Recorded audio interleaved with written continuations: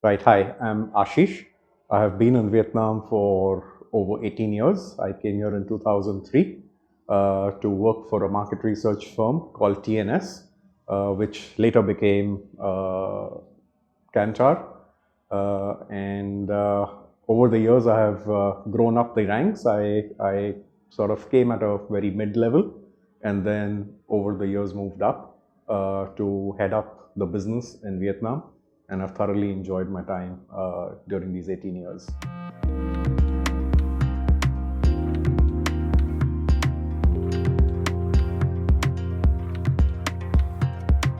So the biggest change that I have noticed is when I came in 2003, around the 2003 to 2008 mark, there was, all the universities that were there were very homogeneous. There was University of Economics, University of Social Sciences, University of Pediology. These were some of the more common universities that were there, and they all had the main program through which a lot of students were enrolled in. What we really noticed at that time was the hunger of the students when they were graduating and coming into the workforce was to learn in their first jobs, when we were recruiting them. And I think that hunger to learn is what made them really succeed and differentiate themselves. I think they not only learned, but they also spent time coaching their subordinates, the junior team members, and they themselves grew in that process. And that's why we see everyone who joined the workforce around that time is sort of a department head or a business head today. What I noticed now is there is great diversity in the skill sets amongst the members of the workforce that is joining in. But around the 2013-2014 mark, we have been blessed by this term called millennials and Gen Z, and they want to turn everything upside down.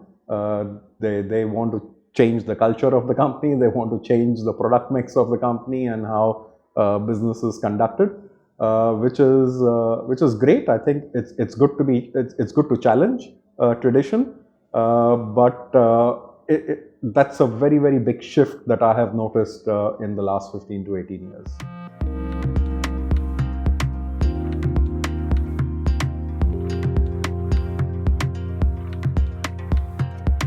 Definitely, I think there is a lot more businesses available in Vietnam now, both local businesses as well as foreign businesses for the workforce to sort of join, as well as a very large number of different roles that actually meet their requirements as well as where the passion lies.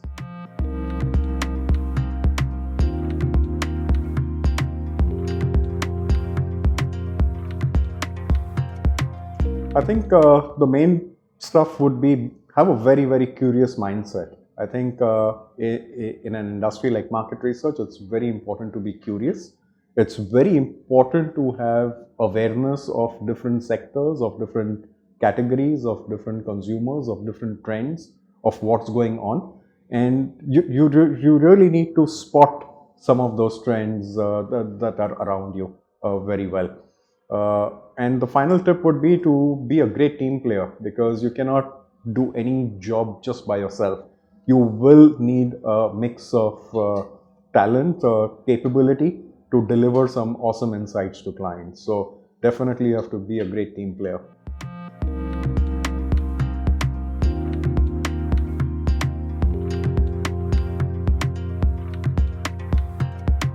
I think what COVID has done is what a lot of Gen Z and a lot of millennials always wanted, was to have different experiences in the workplace. One of them being actually not working in the office. They've always enjoyed working at a cafe or working out of the office from another remote location. So I think what COVID has done is it has brought a lot of understanding to the more traditional workforce that you have to adopt these newer ways of doing business, newer business models, and it has become a lot more accepting to work remotely.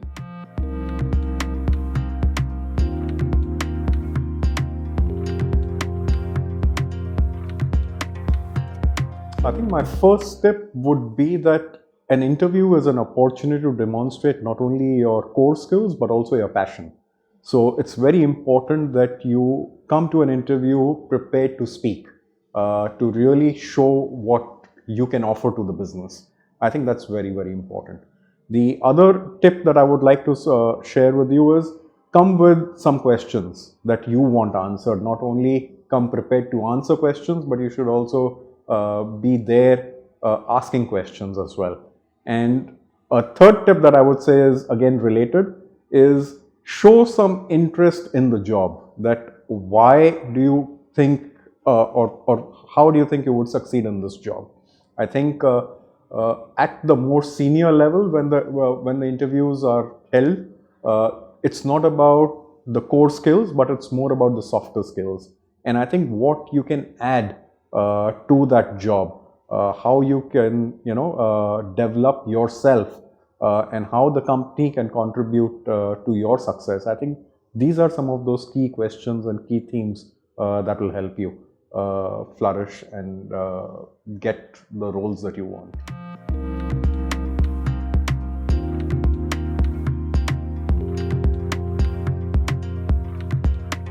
Keep challenging yourself. 2022 is going to be very different from 2020 and 2021. So be prepared for a lot more positivity and a lot more, I would say, positive changes that will be there ahead.